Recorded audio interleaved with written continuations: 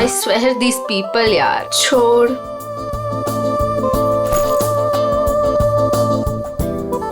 हो क्या गया इस प्रिया को? प्रेजेंटेशन था और ऐसे ही उठ के आ गई। छोड़ ना, बॉस भी खूब डांटे होंगे। क्लाइंट भी नाराज लग रहे थे। कुछ भी कहो यार मीता, ये एटीट्यूड ना है तो गलत। पता नहीं क्या समझती है अपने आप को। वो ऐसा है ना कि अपने बॉस से सीधे साधे, तो उनके सीधेपन का वो गलत फायदा उठाती है। और अपने बॉस है कि कुछ कहते ही नहीं है। वैसे भी उसे पड़ी कहाँ है इस जॉब की? इतना पैसा है उसके डैडी के पास, बस टाइम पास कर रही है। कुछ भी हो, एक रिस्पॉन्सिबिलिटी नाम की कोई चीज होती है। I know. बाल देखे थे उसके सिर के, कैसे बिखरे हुए थे, जैसे किसी ने सिर के बाल नोच लिए हो।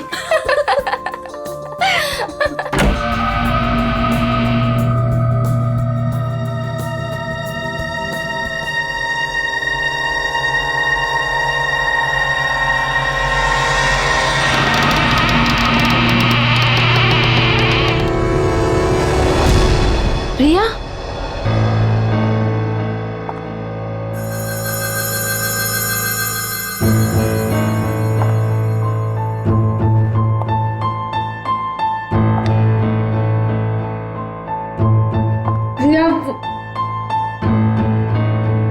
प्रिया वो एक्चुअली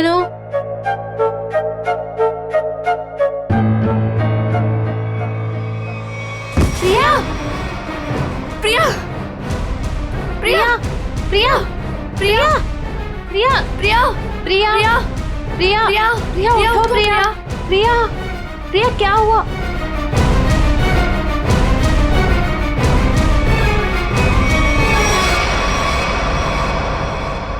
ये तो मर गई।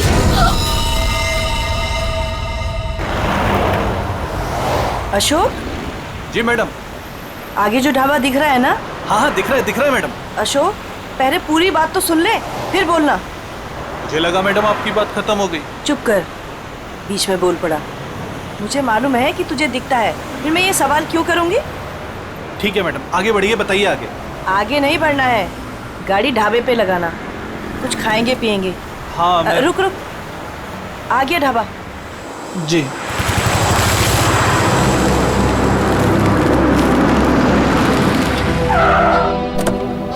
आइए साहब, उतरिए। हम क्यों उतरे? तू जा। अरे अभी तो मैम साहब ने कहा खाना खाना है, चलिए अंदर। तू जा और कुछ खाने के लिए लेके आ। साहब अंदर ढाबे में बैठकर आराम से खाइए ना, आइए ना। वहाँ जाने का मन नहीं हो रहा है, तू जा, हम लोग गाड़ी में खाते खाते निकल जाएंगे। ठीक है, लेकिन क्या लेकर आऊँ साहब? जो हमें अच्छा लगे। मैडम हमको क्या पता चलेगा कि आपको क्या अच्छा लगेगा? साहब आप ही बताइए ना, क्या लेकर आए हम? तुझे बोला ना, जो अच्छा लगे वो लेके आ, थप्पड़ खाएगा। जा जल्दी। लाते हैं, अपनी मर्जी से ही लाते हैं।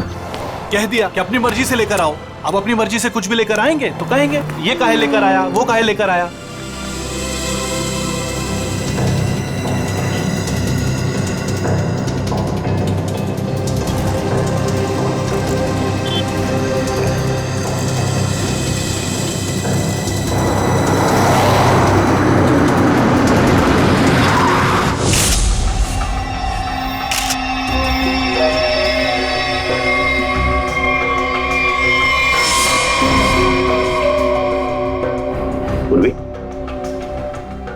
पलटाओ इसे। सर,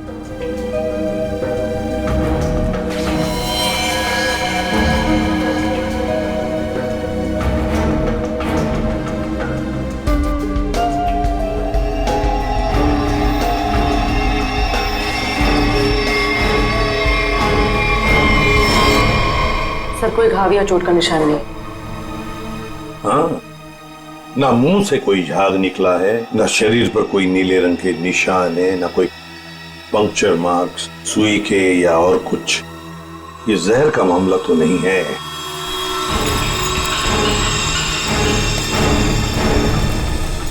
सर, सर अंदर से भी ऐसा कोई सामान नहीं मिला जिससे इसकी मौत के बारे में कुछ पता चल सके। सर ये बैग मिला है जिसमें मेकअप का सामान पड़ा हुआ था।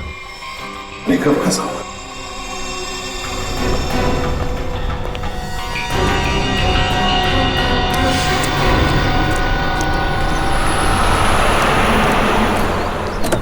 लीजिए मैडम खाना। साहब जी खाना ले आए हैं हम। मैडम लगता है दोनों सो गए, हमको खाना लाने भेजे। और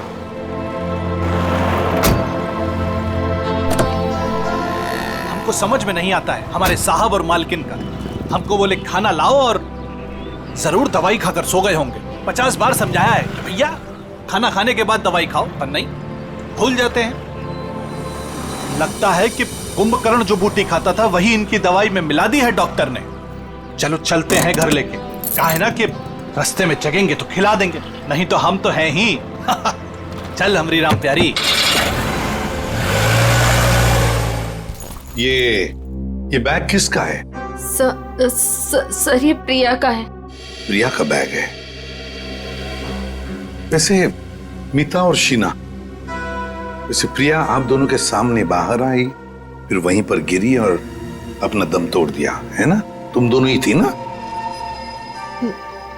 यस सर। लेकिन सर हमें नहीं मालूम कि वो कैसे मर गई। वो तो हम पता लगा लेंगे, तुम घबराओ मत। वैसे प्रिया ऑफिस कब आई थी? सर ये सब होने से कोई 25 मिनट पहले।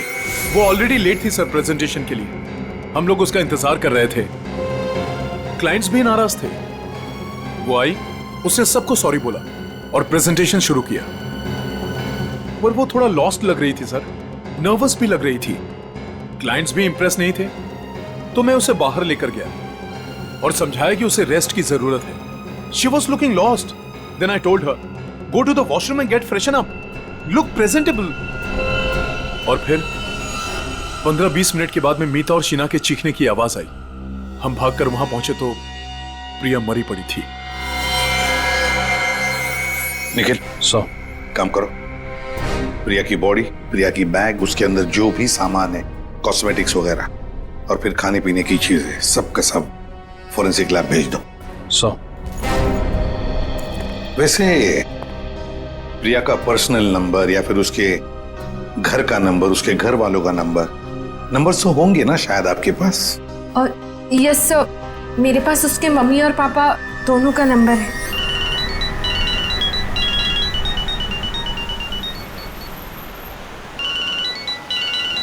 अरे साहब फोन बज रहा है आपका, उठाते क्यों नहीं है?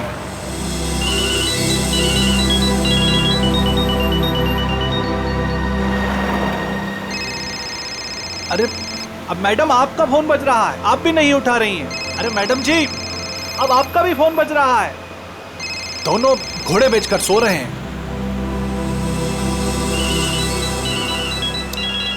फिर से फोन बजने लगा भाई। अरे साहब, मेम साहब, फोन काहे नहीं उठा रहे हैं आप लोग? अरे फोन बज रहा है आपका। लगता है हमको ही रोकना पड़ेगा।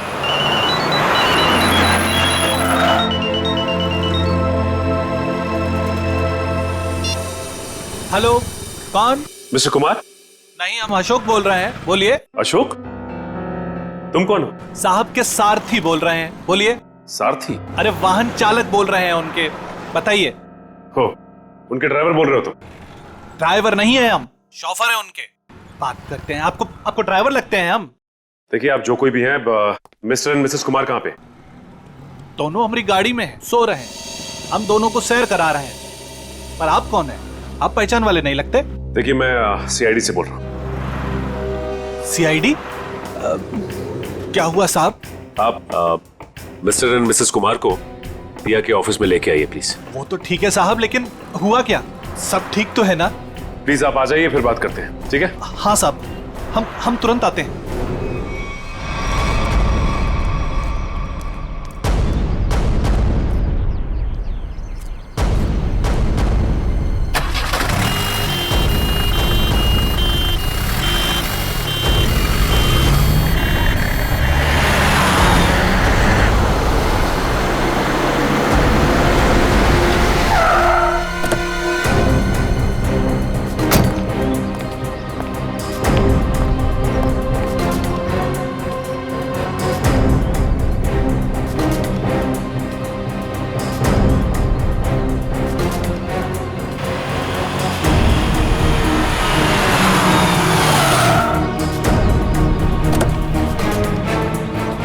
नमस्कार साहब। सीआईडी टीम आप ही हैं? मिस्टर एंड मिसेस कुमार कहाँ हैं? गाड़ी में है ना सब, सो रहे हैं। बुलाइए। क्या? सो रहे हैं। सो रहे हैं अभी? हाँ सर। अभी सर यहाँ कुछ खास हो रहा है क्या?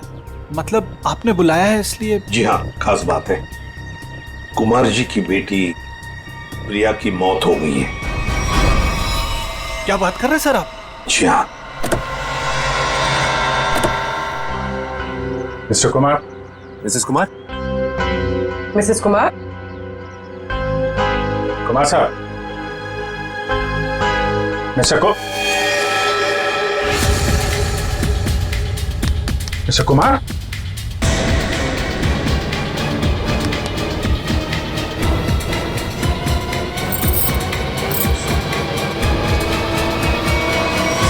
My God.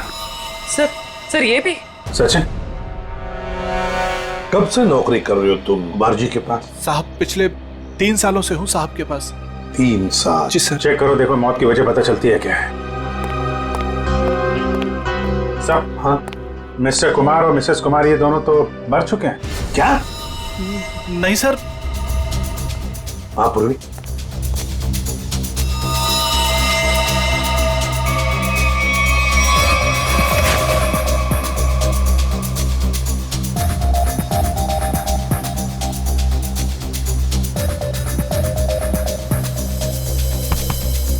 एक घंटे से ज्यादा तुम इन दोनों को गाड़ी में बिठाकर घूम रहे हो और तुम्हें पता तक नहीं?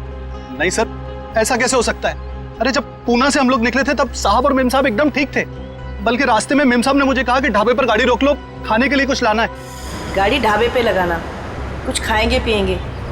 जी साहब, 1-2 बार पहले भी ऐसा हुआ है। साहब और मेम साहब दवाई लेकर सो जाते थे और काफी देर तक सोते थे, तो मुझे लगा कि शायद गाड़ी में सो रहे होंगे। सर, हाँ? दोनों के शरीर में अभी घाव या चोट का निशान नहीं है। कोई भी निशान नहीं? तो कहीं जहर तो नहीं दिया इनको? जहर के कोई सिम्टम्स या कोई निशान है? नहीं सर, बस सर कार में भी ऐसा कुछ नहीं मिला जिससे इनकी मौत के बारे में कुछ पता लग सके। अच्छा, और भी कुछ मिला क्या? हाँ सर, गाड़ी में खाना है, हो सकता है उससे कुछ हुआ। नहीं सर, ऐसा हो ही नहीं सकता। वो क्या है ना कि साहब और मेम साहब ने खाने को चखा भी नहीं था, खाया ही नहीं साहब। सर प्रिया भी कुछ इसी तरीके से मरी है। इन तीनों की मौत के पीछे वजह क्या हो सकती है? एक बात बताओ, कुमार जी के परिवार में और कौन कौन है? साहब, प्रिया मैडम और उसके बाद बड़ी बेटी थी रीमा मैडम और छोटी अन्नू। अच्छा, तो ये दोनों बेटियां अब कहाँ होंगी?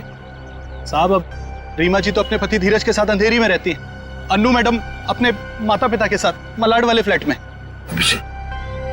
नंबर है इनके आपके पास? हाँ है ना सर।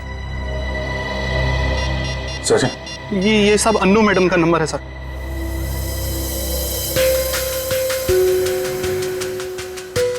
रीमा जी का भी रीमा नंबर। का? ये रहा साहब।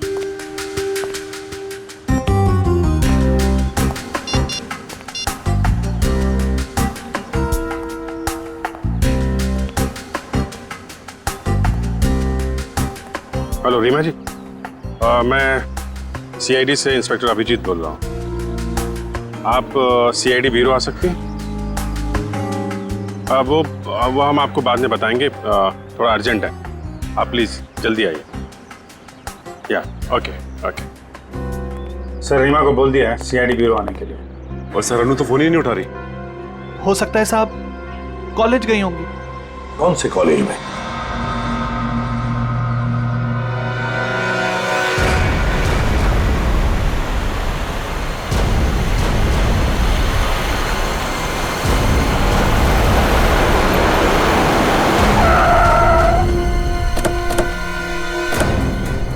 कॉलेज भी नहीं गए अन्नू और फोन भी लगातार बज रहा है। हाँ, आखिरी बार ट्रेस हुआ यहाँ, इसी घर पर।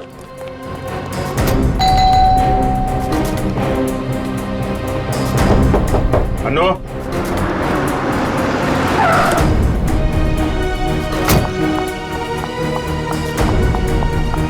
अनु ठीक तो होगी ना? आप लोग कौन? जी, मैं इस घर की बड़ी बेटी हूँ, रीमा। और ये मेरे पति है धीरज। अंदर से बंद है सर। निखिल पीछे की तरफ जाओ, देखो वहां पर है क्या। Excuse me. चाबी है आपके पास? जी नहीं। जी नहीं खोल देते सर। धीरज, अनु ठीक तो होगी ना? घबराओ मत, फोन भी सब नहीं ठीक उठा रही होगा। लैंड है। घबराओ मत, सब ठीक होगा।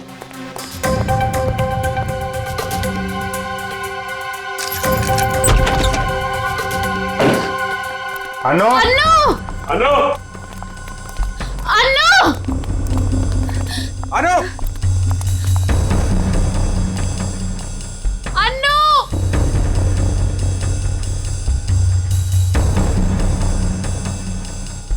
अभिजीत सर, जरा जाके देखो। अनु, ऊपर देखो।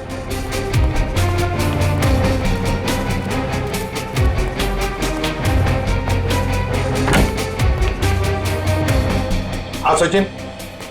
अनु यहाँ पे नहीं है सर। नहीं, सब ठीक होगा। सर ये क्या हो रहा है?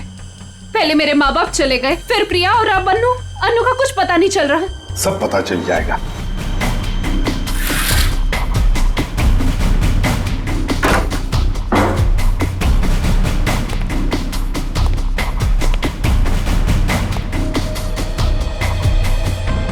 हाँ नहीं सर, अभी तक तो नहीं मिली। सर अनु यहाँ है। माय गॉड सर, अनु उधर ऊपर है। चलो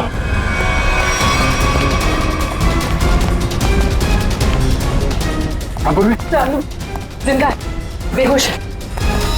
इसको हॉस्पिटल लेके चलना पड़ेगा जल्दी। सचिन।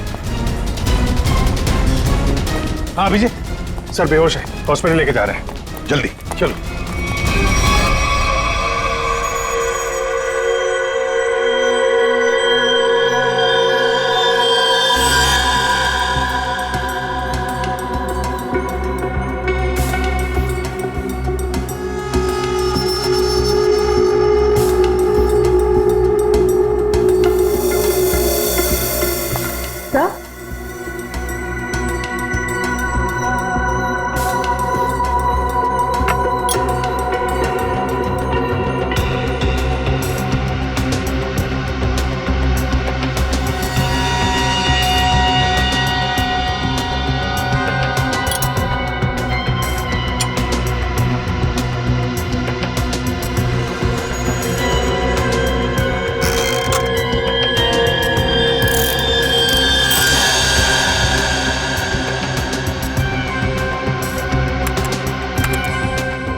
अच्छा तो ये बात है। यार बात क्या, ये तो बता। बॉस, इन तीनों की मौत जहर की वजह से हुई है। जहर से? यार सरुण के मान लिया कि इनकी मौत जहर से हुई है, पर कहीं पर भी इनके शरीर पर जहर अंदर जाने का निशान नहीं है, ना कोई रंग बदला इनके शरीर का, और तू कह रहा है जहर से मौत हुई है। यही तो बात है, यही बात है जो मेरी भी समझ में नहीं आ रही है कि इन तीनों की मौत जहर की वजह से हुई है, लेकिन इनका शरीर नीला क्यों नहीं पड़ा? और ये जहर गया कैसे इनके शरीर में? कमाल कर रहा है सरुण के। एक तरफ तो कह रहा है कि तीनों की मौत जहर से हुई है, और फिर दूसरी तरफ कह रहा है कि तुझे पता नहीं ये जहर इनके शरीर में गया कैसे, कब गया। यार ये कैसे चलेगा? बस ये गुत्थी है जो अभी सुलझ नहीं पा रही है। मैं भी सोच रहा हूं कि अगर इनकी मौत जहर से हुई है तो कैसे हुई है? जहर इनके शरीर में इंजेक्ट भी नहीं किया गया है, कोई एविडेंस नहीं। खाने पीने की चीज की वजह से भी इनके शरीर में जहर नहीं गया है, किसी और तरीके से भी नहीं गया है, कोई मेकअप या कॉस्मेटिक की वजह से। ये जहर इनके शरीर में गया कैसे? सालू के साहब मुझसे पूछ रहे? पागल हूं, अपने आप से पूछ रहा हूं। सर मैंने उस कार को भी चेक किया जहां पर मिस्टर एंड मिसेस कुमार की लाश मिली। वहां पर भी कोई जहर या जहरीली गैस के ट्रेसेस नहीं मिले। सरुखे, मिस्टर एंड मिसेस कुमार की मौत पुणे से मुंबई आते वक्त गाड़ी में हुई, और प्रिया की मौत उसकी अंधेरी वाली ऑफिस के वॉशरूम में हुई, मीलों दूर, मगर एक ही वक्त पर और एक जैसे ही जहर से। कैसे? बता ना। अच्छा चल, ये तो बता सकता है कि कौन सा जहर था। बस वो कुछ टेस्ट अभी करना बाकी है, उसके बाद पता चलेगा कि वो जहर कौन सा था और जहर कैसे गया इनके शरीर में। सर, हाँ सर, अनु को ऑब्जर्वेशन में रखा गया है और डॉक्टर्स का कहना है कि आने वाले 24 घंटे उसके लिए बहुत क्रिटिकल हो सकते हैं सर। तो डॉक्टर ने बताया नहीं किस वजह से बेहोश हो गई? सर, जहर का असर हुआ उसे। क्या? जहर से? हाँ सर। और सर अजीब बात तो यह है कि उसके शरीर में यह जहर ना ही किसी इंजेक्शन से गया है और ना ही किसी खाने की चीज से। मिस्टर एंड मिसेस कुमार और प्रिया तीनों की मौत जहर से हुई और अब अनु को भी जहर दिया गया था। है ना बड़ी अजीब बात। ऐसे लगता है जरूर कोई ना कोई तो है जो इस पूरी कुमार फैमिली को खत्म करना चाहता है। सर, पूरी कुमार फैमिली नहीं, बड़ी बहन रीमा को तो कुछ भी नहीं हुआ। बस रीमा के खून का टेस्ट किया है मैंने, उसके शरीर में जहर नहीं। मगर सर, पूरी फैमिली को कोई क्यों मारना चाहेगा? किसी ना किसी को तो फायदा है कुमार फैमिली को खत्म करके, पर कौन है वो और फिर क्यों? कहीं ये प्रॉपर्टी का चक्कर तो नहीं? धीरज जी, 3 लोगों की जानें ली गई है। एक अनु जिंदगी और मौत के बीच में झूल रही है, मगर तुम दोनों, तुम और तुम्हारी पत्नी, तुम तो बिल्कुल ठीक ठाक हो। ये कैसे? हम ठीक हैं, इसका मतलब ये नहीं कि हम उनके दुश्मन हैं। तो फिर और कौन हो सकता है तुम्हारे अलावा? कोई भी हो सकता है, इतना बड़ा बिजनेस है, होगा कोई जिसकी आंखों में ये धन दौलत चुभ रही होगी। वही तो हम जानना चाहते हैं, खूनी कौन है? मुझे नहीं पता कि उनका खूनी कौन है, लेकिन उनकी मौत का इल्जाम अब हम पर मत लगाइए। आप क्या चाहती हैं? सीआईडी ये मान ले कि आप दोनों बेकसूर हैं? मत मानिए हमें बेकसूर, लेकिन मेरे माँ बाप और बहन थे वो, हम अपने परिवार वालों को खत्म नहीं कर सकते। मैडम, ये कहीं नहीं लिखा कि कोई अपने परिवार वाले को मार नहीं सकता। मेरे पास आपके टेढ़े मेढ़े सवालों का जवाब नहीं है। अगर आपको लगता है कि उनका खून हुआ है, तो पता लगा है कि उनका खूनी कौन है। सर, मुझे लगता है कि ये सारे खून धीरज साहब कर रहे हैं। क्यों भाई, तुम्हें ऐसा क्यों लग रहा है? अब वो क्या है ना साहब के धीरज साहब आए दिन आकर साहब के पास पैसे मांगने आते थे। साहब और मीम साहब इस बात से नाराज रहते थे साहब। अच्छा, ये धीरज काम वाम नहीं करता था क्या? क्या काम करेंगे साहब? वो कहते हैं ना कि जब ससुर दौलत का समंदर हो तो इस तरीके के दामाद बाज कैसे आने वाले हैं। अच्छा, ये धीरज इतने सारे पैसों का करता क्या था? अरे बोलो ना भाई, क्या करता था? साहब वो जुए और शराब की लत। वो कहते हैं ना साहब कि एक बार ये लत लग जाए तो अच्छे बर्बाद हो जाते हैं। मैं तो कहता हूँ साहब 2-4 लाख रुपया नहीं, 10-20 लाख भी होता तो सब हवा हो जाता। मैंने बड़े बड़े महलों को शराब के प्यालों में बहते हुए देखा है साहब। हमारे धीरज साहब भी कुछ उसी तरीके के आदमी हैं साहब। हाँ, वही हुआ होगा ना सर। मिस्टर कुमार से उसने पैसे मांगे होंगे, मिस्टर कुमार ने मना कर दिया होगा, तो गुस्से में आके उसने उनका खून कर दिया। वही हो सकता है साहब, लेकिन हमारे साहब भी क्या करते, किस किस को पैसा बांटते साहब। और पैसों के लिए तो रोजाना झगड़े होते थे घर में। अभी 3-4 महीने पहले भी झगड़ा हुआ था धीरज साहब का और वरुण साहब का, वो प्रिया दीदी के पति का। प्रिया का पति भी है नहीं साहब, थे। वो 3 महीना पहले कार एक्सीडेंट में उनकी मौत हुई ना साहब। कार एक्सीडेंट में? अच्छा, ये बताओ कि ये झगड़े के कितने दिन बाद वरुण का एक्सीडेंट हुआ था? 1 हफ्ते के बाद सर। सर, ये एक्सीडेंट है या मर्डर?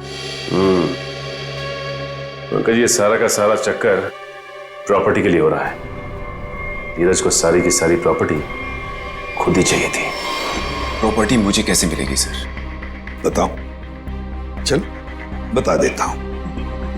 अगर पूरा का पूरा कुमार खानदान मिट गया तो सारी प्रॉपर्टी किसे मिलेगी?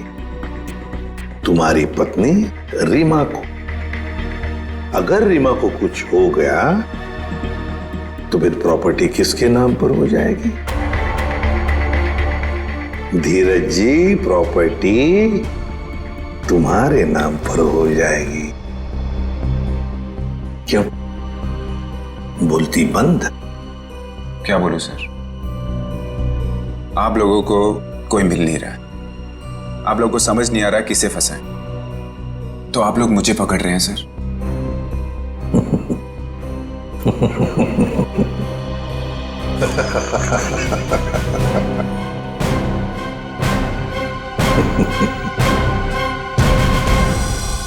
कुमार साहब की सारी जायदाद उनके बच्चों के नाम पर है। अगर बच्चों को कुछ हो जाता है तो ये सारी जायदाद एक ट्रस्ट को चली जाएगी। तो मतलब अगर बच्चियों को, मेरा मतलब है लड़कियों को कुछ हो गया तो उनके पतियों को कुछ नहीं मिलेगा? जी नहीं। मगर ये सब क्यों पूछ रहे हैं? ये सारी जायदाद तो उन्होंने बेच दी है। क्या? कुमार साहब ने प्रॉपर्टी बेच दी? हाँ? किसे? अलग अलग लोगों को। ये है उसके सारे डॉक्यूमेंट्स।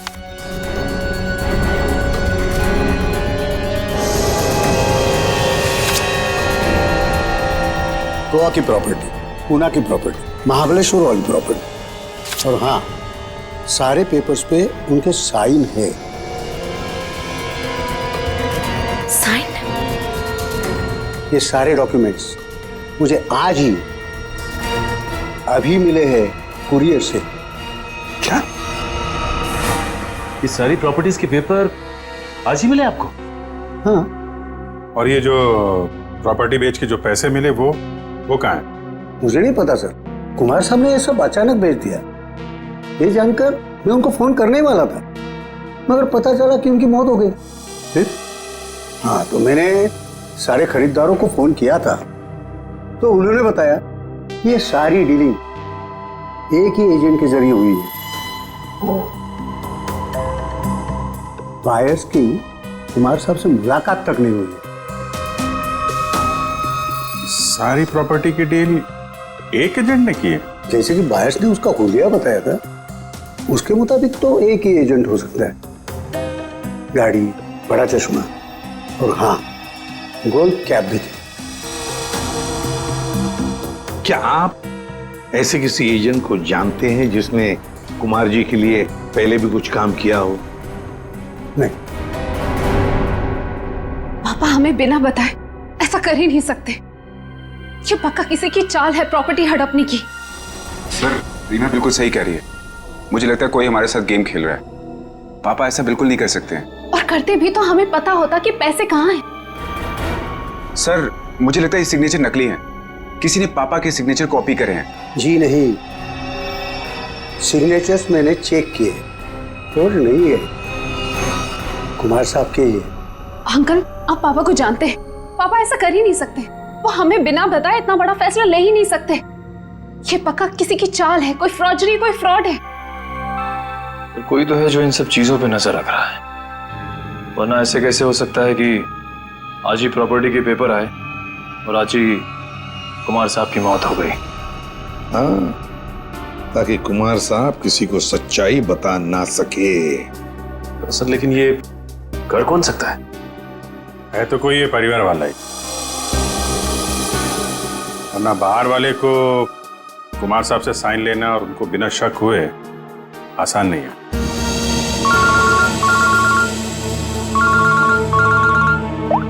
हाँ, बोल सारू के क्या? पेंट से? हाँ बॉस, पेंट की वजह से इन तीनों की मौत हुई है।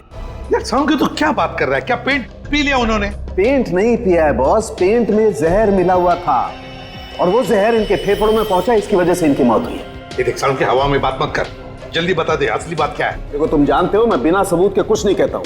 बॉस, इनके फेफड़ों में जहर के साथ साथ मुझे कुछ केमिकल के ट्रेसेस मिले और वो केमिकल सिर्फ पेंट में इस्तेमाल होता है। और सर, वो भी धीरे धीरे, शायद 20-25 दिनों में ये जहर उनके शरीर में गया होगा। बिल्कुल स्लो पॉइजन की तरह, और उन्हें पता भी नहीं चला कि वो लोग धीरे धीरे जहर इनहेल कर रहे हैं। और बस धीरे धीरे एक एक पल ये लोग मौत के करीब जा रहे थे। और संयोग की बात है कि आज उस स्लो पॉइजन की वजह से इनकी मौत हो गई। पेंट में जहर, पेंट में जहर, पूरी कुमार फैमिली का घर। सर, लगभग 1 महीना पहले घर के 3 बेडरूम की पेंटिंग हुई थी। किस किस का बेडरूम था वो? मम्मी पापा अनु और प्रिया के बेडरूम में। बस हाँ, मुझे 3 बेडरूम्स का पेंट चेक करना पड़ेगा। कर लो। पूरे निकल अमित।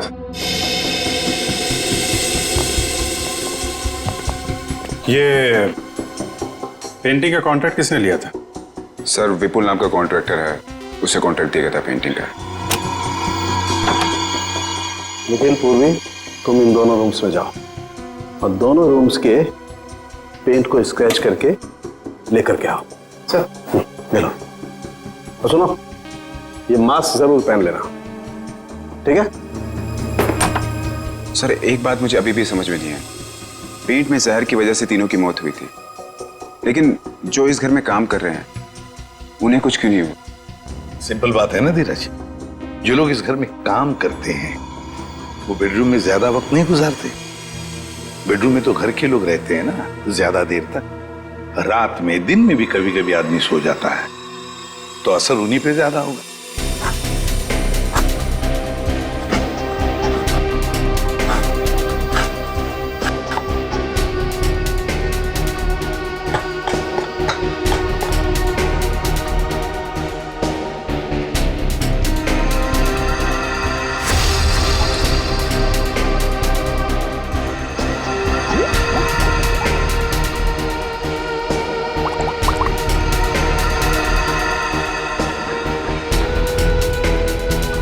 ये किसकी तस्वीर है? सर, ये मेरे जीजू हैं। इनका नाम वरुण है, प्रिया के पति।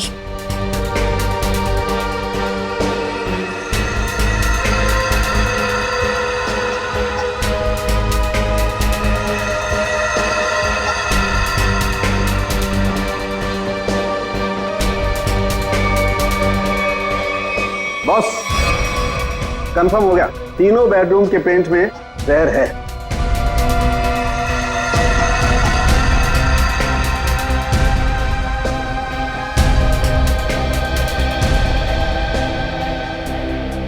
इनमें जहर कैसे हो सकता है?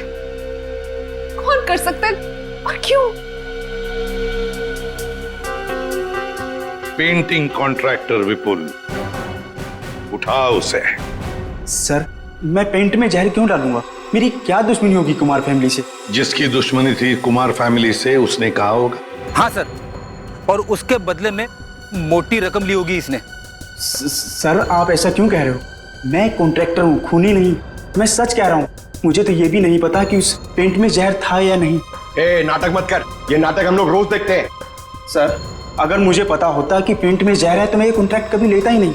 और मैं अपनी और अपने लोगों की जान खतरे में क्यों डालूंगा? तो क्या पेंट में जहर फैक्ट्री में से भर के आया है? मुझे नहीं पता सर, और वो पेंट मैंने खरीदा भी नहीं था। तो किसने खरीदा था? प्रिया जी के पति वरुण साहब ने वो पेंट पहले से खरीद रखा था। और उन्हीं ने मुझे वो एक कॉन्ट्रैक्ट दिया था। और अचानक उनकी मौत हो गई तो ये काम भी बीच में बंद हो गया। फिर 1 महीने पहले मुझे कुमार साहब के ड्राइवर का फोन आया दोबारा काम शुरू करने के लिए, और मैंने दूसरे ही दिन काम शुरू कर दिया। जब दोबारा काम शुरू किया तब पेंट कौन लाया था? वो पहले वाला पेंट जो बंगलों में स्टोर रूम में था, वही हमने यूज किया।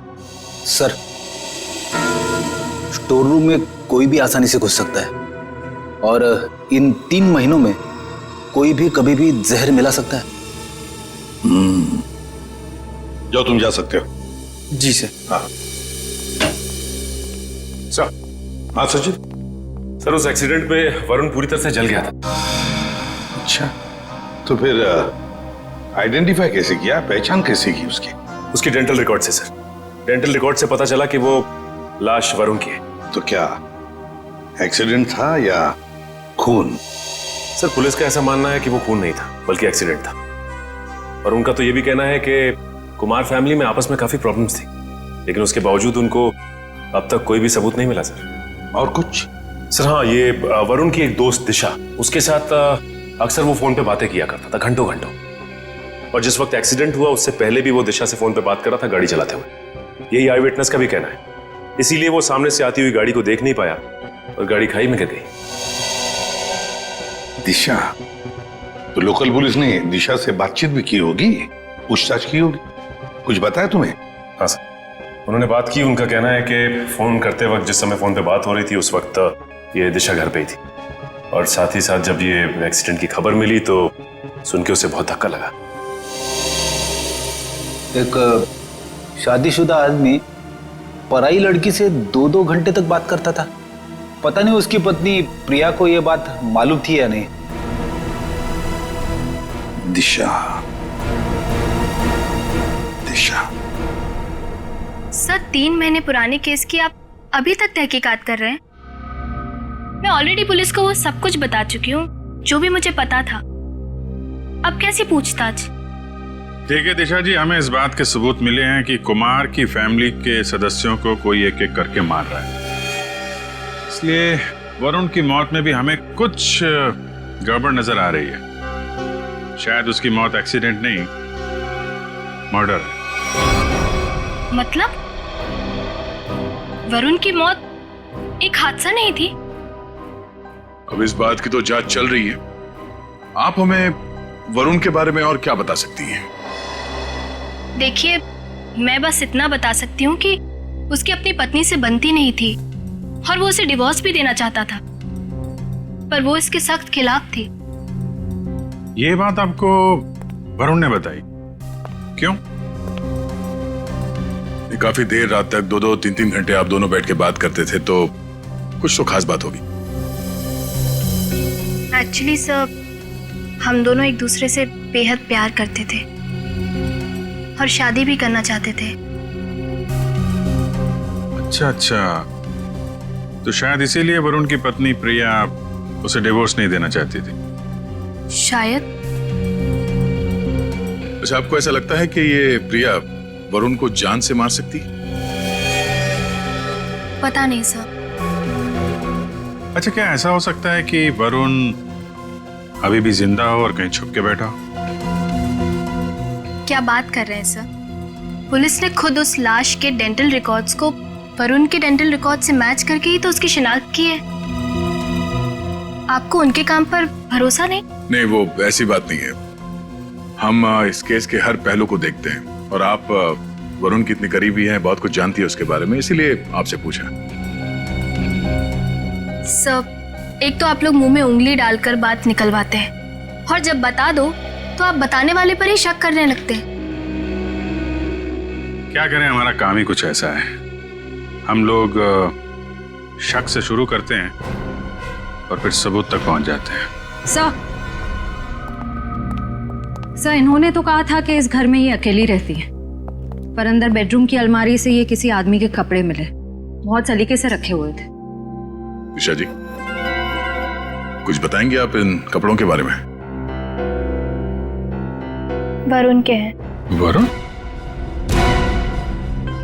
वरुण के कपड़े अभी भी आपकी अलमारी में? मतलब? ये तब के हैं जब वो जिंदा था और कभी कभी प्रिया से छुपके मेरे घर रुकने आया करता था।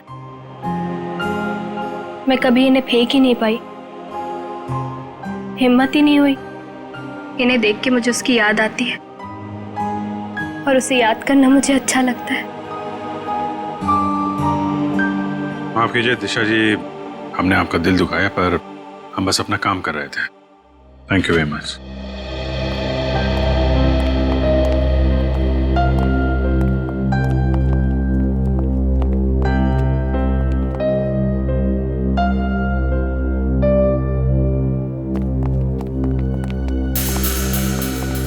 क्या हुआ?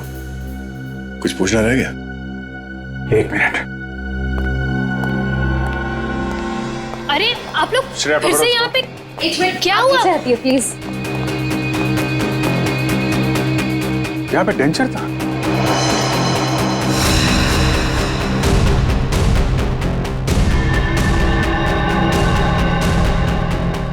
मैंने दांतों का सेट देखा था इस पानी में, अभी गायब है।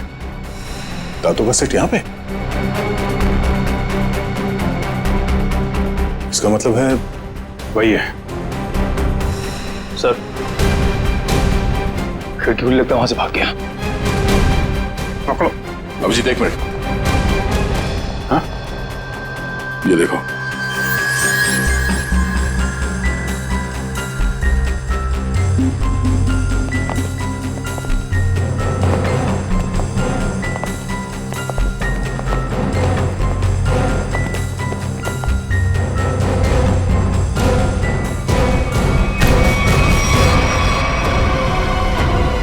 नकली दांतों ने फंसा दिया। अब तुझे इसे दोबारा लगाने की जरूरत नहीं पड़ेगी।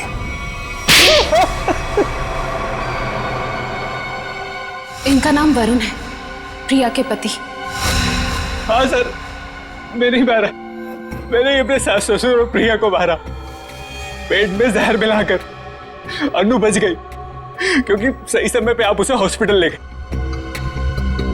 क्यों मारा तुमने उन लोगों को? प्रॉपर्टी के लिए।